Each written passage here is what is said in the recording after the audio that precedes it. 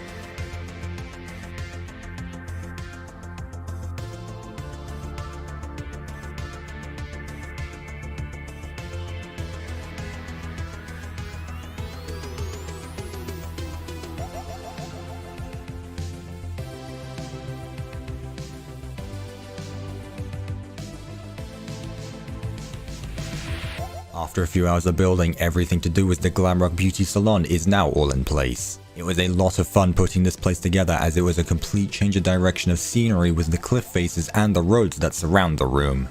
Of course, the beauty salon itself sits in the center of the room, filled with all the decorative pieces that give this build its own unique feel. This room altogether shows the true scale of the pizzaplex, as the setting makes it feel like this place is taken straight out from a small town area. The mountains themselves were surprisingly not that challenging to construct and might just end up being my favorite part of this area.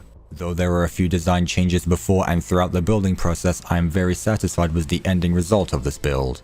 With part 1 completed, it is now time that we move on to the other and change our focus onto the Roxy Raceway itself. There is a lot going on with this location, so I think that it is best that this build be split into multiple sections to avoid any confusion and to focus on one step at a time. So let's get on with another time lapse and begin work on the Roxy Raceway.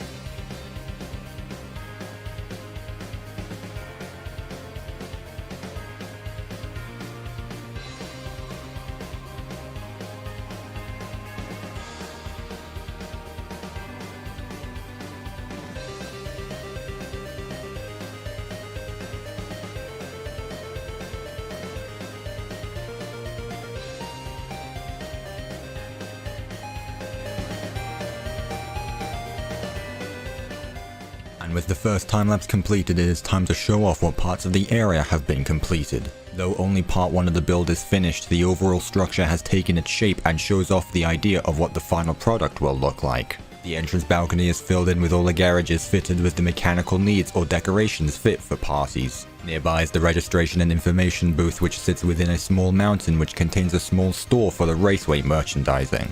Across the road under the beauty salon spectator booth is the main construction site that holds a vast variety of different tools and equipment required to finish the construction of the raceway. On the other side of the room is the second balcony, which holds the stands as to where hundreds of bystanders can watch the ongoing races. Though the area is not intended to be accessible in-game, the whole side of the room has been filled in with all the appropriate decorations, including the statue of Roxanne Wolf and the bathrooms that are behind. Finally, my pixel art skills were put to the test with the construction of the main raceway wall art, which I personally couldn't be more happy with the ending result. Even though we have a lot of the build completed, there are still many important pieces that still need to be put in its place. Of course, the raceway cannot be completed without the iconic raceway itself and the maintenance rooms that sit under it, where all of the foundations for the raceway are laid out. Finally, I thought it would be appropriate to start the construction of the elevator shaft that leads down into the earth and leads to the sunken location that is under the pizzaplex. So with all of this in mind, it is time to go into one last time lapse and finish the construction of this build.